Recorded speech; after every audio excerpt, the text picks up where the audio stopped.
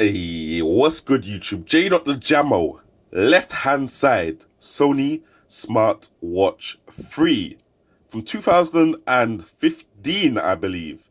Right hand side, Pebble Time from 2015. Also, both these smartwatches have had immediate price crashes.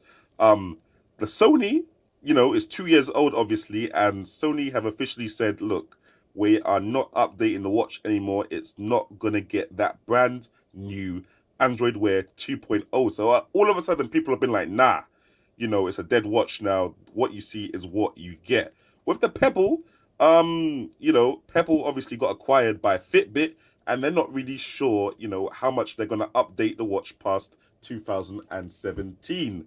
So both these watches have had immediate price crashes, and you can get both of them not together, but both of them individually for like around £60 each, under £100 for sure. So I'm gonna just give you a little comparison and show you what budget smartwatches you could get in 2017. Um, First of all, let me just give you a little cosmetic differences so you can see. You got touchscreen on the Sony. You ain't got no touchscreen on the Pebble. But you got 4 physical buttons on the Pebble, which is calm and then nice and clicky. You only got 1 physical button on the Smartwatch 3. What that means is, obviously, a Smartwatch 3 is looking a lot more futuristic. You can wow your friends, like, when they see you swiping at your watch screen, and they'll be like, it just looks cool. The Pebble now is more, it's more function over design. You just press the buttons and they do what they need to do. In terms of reliability, I would definitely go for the Pebble because obviously when it starts raining and rain comes into contact with the touchscreen on the Sony, your watch is going to start touching itself. It's going to start doing this craziness right here. The Pebble ain't scared of no rain. In fact, I think the IPX rating on the Pebble is a lot deeper than the Smartwatch 3. Apparently, the Smartwatch 3 can only submerge it for like, what, 30 seconds or something crap like that. The Pebble now, they're like, yo, go snorkeling with that shit. Like, go swimming 30 meters underwater and you will be calm. And obviously, because it's got tactile buttons, physical buttons, you can actually press and use the watch in the water, which is calm. So when you go swimming, you can leave your phone by the side and still see all your notifications while you're underwater, because that's what people do. They look at notifications underwater. I don't know. But you can do that with the Pebble without any problems if you needed to. Smartwatch 3, you kind of scroll down to get to your notifications and stuff. Pebble allows you to customize exactly what you want to do with all the buttons. If you want to long press them, I've set it to long press the middle button, and that brings me to all my notifications here. This is how the notifications look like on the Pebble. There we go. And if I just show you the notifications on the Sony, you can see they're all there as well. There we go. And we can scroll down and get some more notifications there. Got an audio clip apparently. There we go. You can reply on the Pebble and you can reply on the Smartwatch 3. You can do voice replies if you want. Let me try to do them at the same time. Oops. Wait, here we go. Wait. Okay.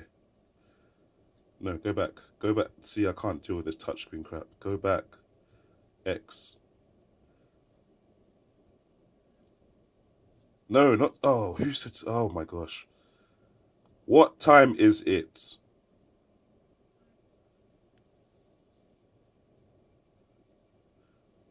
There we go. There we go. So, okay, obviously I can't send both of those messages at the same time for my other watch. But yeah, that's a little show of how the notifications work. Once I've dismissed a notification, it kind of disappears forever and I can never see it again. On the Pebble, it kind of keeps your old notifications. You got a little bit of a history there.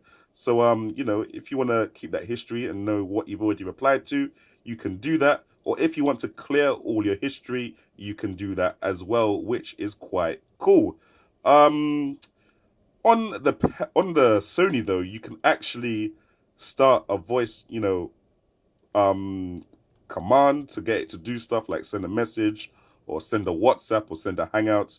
You can get it to do all that stuff, and you can get it to set alarms and stuff like that. You can't do any of that on the Pebble. As far as I know, I've not been able to do any of it. So, you've got that kind of Siri, kind of Google Now functionality on the Smartwatch 3.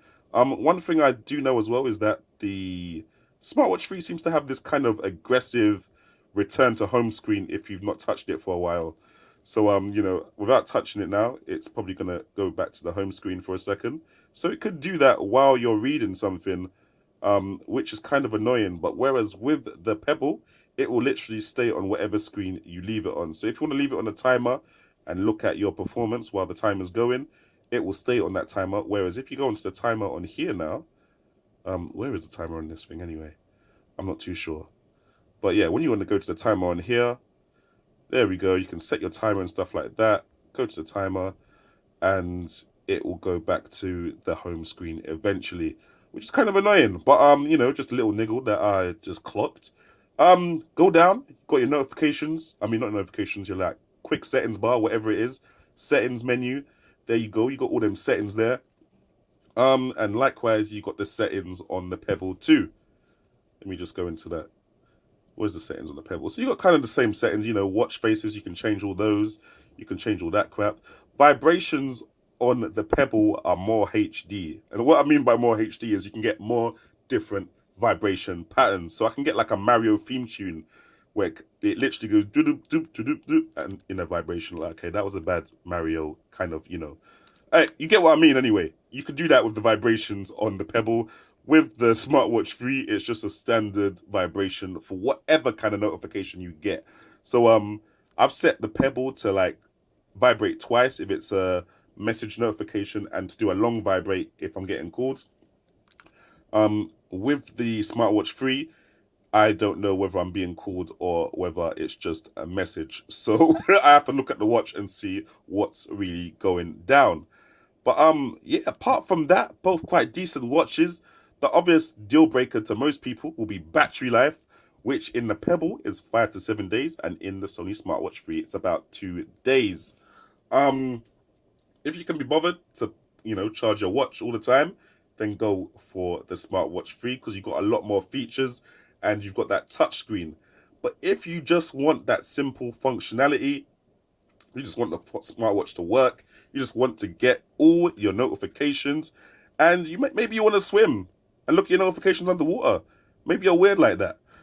You could do that with the Pebble. But yeah, guys, Smartwatch 3 versus Pebble time. Oh yeah, no, I didn't even mention about the straps. The straps, long story short, the straps are cheaper on the Pebble than they are on the Smartwatch 3, and you've got more variety on the Pebble than you do on the Smartwatch 3. Smartwatch 3, I think you got like 3 different colors: pink, white, black, and yellow. And you got a metal one, which is about £60 plus, which is about as much as the watch itself. With the Pebble, this metal clasp wrist strap, I got it for about £12 on Amazon, and there are a million more that are all under £7. So yeah, there you go. Pebble versus Smartwatch 3. Thanks for watching, guys. Leave a comment in the comment section below. Let me know if you've already got some of these devices yourself. If you was thinking about getting them. Or, yeah.